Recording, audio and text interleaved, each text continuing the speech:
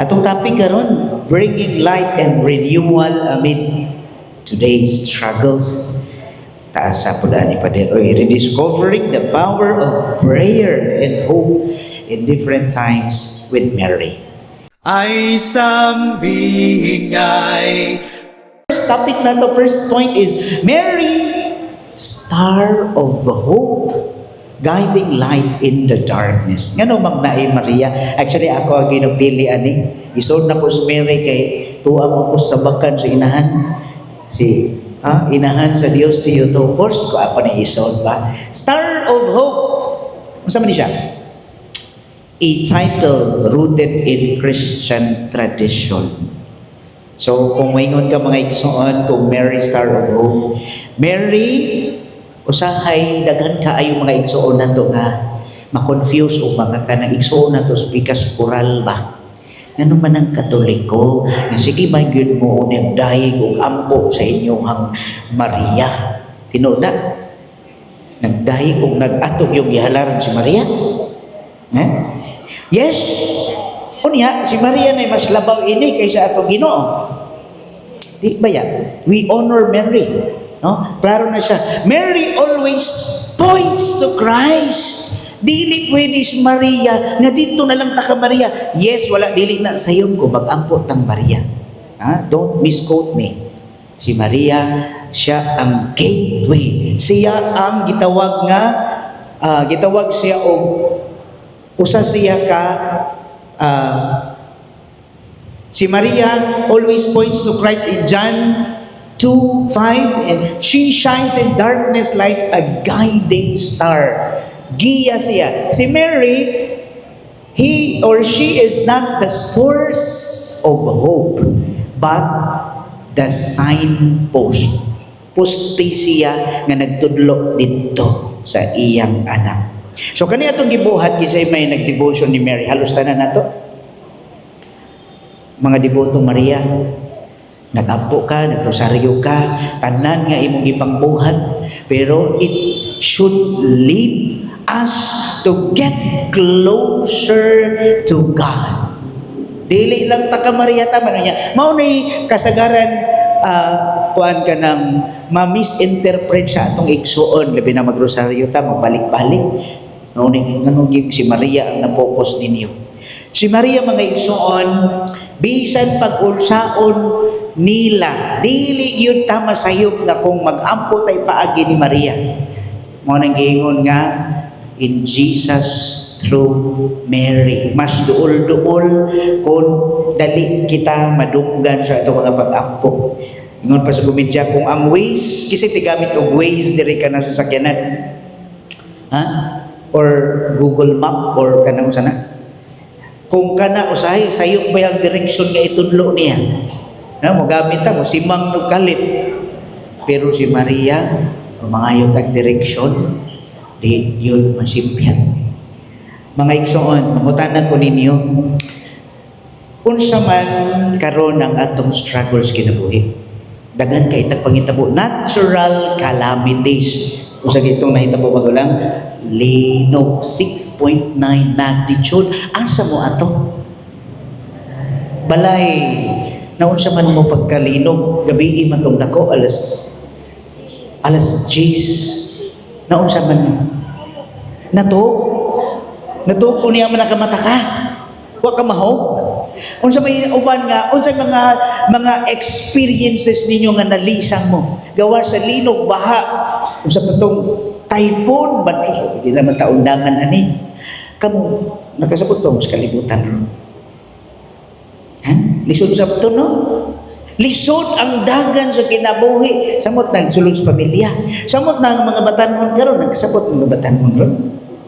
Parents and children. Nag-abot pa? I know. Daghan ninyo dire nga minyo ginagmayng problema. Nga usay mo surrender na ka. Ikaw siguro karon na si mo untog o si mo kasing-kasing nga. Bitaw ako pud gani Father na ako yung mga ginagmayng gihampin nga usahay mo lead to the point nga murag hopeless na ko. Unsa man na? Kisay mga hopeless diri patas ka mo tukit ako. Hopeless hopeless. Hopeful si nanay. Mga hopeless ka nang hapit na kana lang naka-experience, kana nakasinati ka nga murag hapit na jud kadalhon nga hapit jud kumukuwag. Kinsa ninyo dere? Very good ninyo mga buot ko. Mauwaw ko. Sus, Ginoo ko. Do whatever He tells you. Kinsa man na? Si Maria. John 2:5. First miracle happened in kano sa ang unang milagro na hitabo? Asa?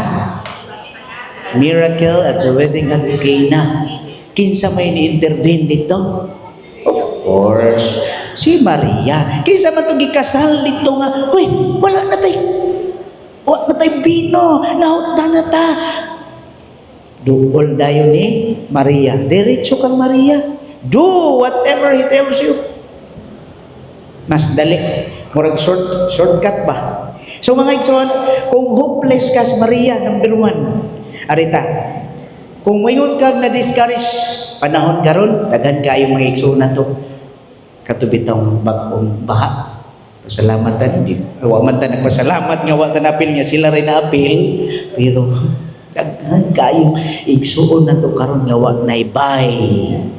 Ang imong bay mga gi-invest nimo for 20 years or 25 years kay imong gi-loan sa bangko in just a moment.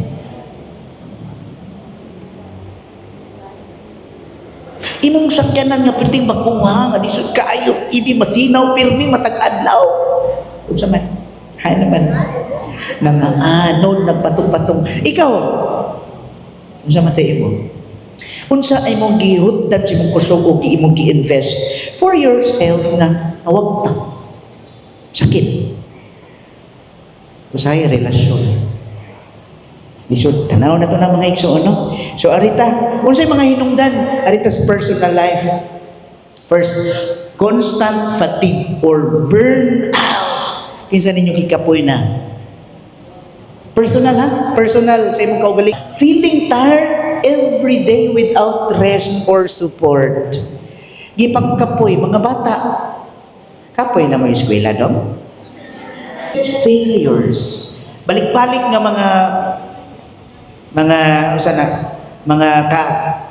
dili nimo ma-meet ang imong gusto mahitabo sa imong kinabuhi. Balik-balik hangtod karon wala lang gihapon. Sige kung ampo sa Ginoo nga unta badato ko, pobre ra gyapon kay ko. Sa karon puno ko sa utang. Mo inana no daghang kayo. Repeated failures, health worries. Kisa may dili mag-uol kung dili maayo imong health. Sakit kay imo mo gani mga sakit arthritis ari ra gyapon diri ron na. Daghan tag mga kabalaka personal no. Comparing oneself to others, magsige compare labi na mga batan-on. Compare sa uban. Ha? Ayaw na tahanak. Lisod kaayo na mga kaigsunan. Ha? Advent, what is Advent for you? Preparation. Yes. Pagpaabot, preparation, pagpanganda, sa pa. Pila na lang, Pasko na siya. Bitaw, magsimba ka na daw, magsaligari. So, Advent mga kaigsunan, dahil kayo, it's waiting, longing, preparing, hoping. Pero kaya nga ito pagpaabot, it's just not a waiting, but a holy waiting. Holy waiting. Kinahanglan balangan na ito pagpaabot. Mag-inusul na sa